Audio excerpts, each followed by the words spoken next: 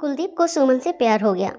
नहीं नहीं, सच बात तो ये है कि एक गरीब लड़की को एक अमीर घर की लड़की से प्यार हो गया। सुमन के प्यार में पागल कुलदीप अपने आप पर काबू न रख सका। एक दिन उसने सुमन को प्रपोज कर दिया। अमीर लड़की सुमन ने उसका मजाक उड़ाते हुए कहा, तुम्हारे पूरे महीने की कमाई और मेरे एक दिन का खर्चा एक बराबर है। बस इतनी ही बराबरी है हम दोनों में, और बाकी सब जमीन और आसमान जैसा है।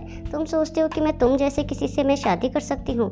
मैं तुमसे कभी प्यार करना तो दूर, ऐसा सोचना भी पसंद नहीं करूँगी। इसलिए मेरे बारे में भूल जाओ और अपने स्तर के किसी और को ढूंढो और उससे शादी करो। सोचिए कि आप किसी से बेपनाह प्यार करते हो और वो आपको इतनी निर्दयता से शब्दों के तीर आपके प्यार भरे दिल पर छोड़ दे, कैसी हालत होगी आपकी। बेचारा गरीब लड़का आहत होकर खून के आंसू पीकर वहां से सिर झुकाकर चला गया। इतनी कठोरता से ठुकराए जाने के बावजूद पता नहीं क्यों कुलदीप उसे कभी भुला नहीं पाया। शायद सच्चा प्यार ऐसा ही होता है। इस घटना को लगभग 10 साल बीत गए। एक दिन वह गरीब कुलदीप और अमीर लड़की सुमन गलती से एक शॉपिंग मॉल में एक दूसरे से टकरा गए। सुमन ने तुरंत उस लड़के को पहचान लिया और कहा, अरे तुमने अपने स्तर की कोई लड़की ढूंढकर उससे शादी की या नहीं?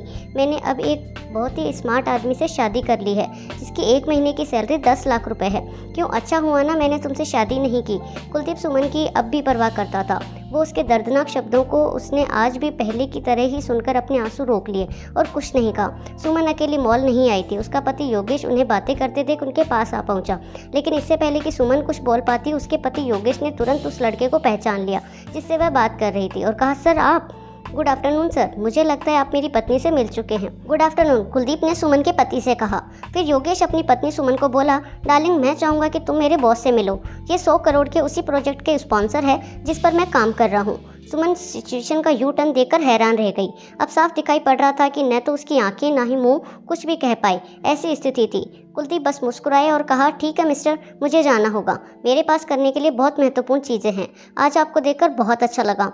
आपका दिन अच्छा रहे। कुछ देर के लिए पति पत्नी बस उस कुलदीप को जाते हुए देखते ही रहे। सुमन ने झटके से उबरने की कोशिश करते हुए अपने पति से पूछा, क्या वाकई में ये तुम्हारा बॉस था?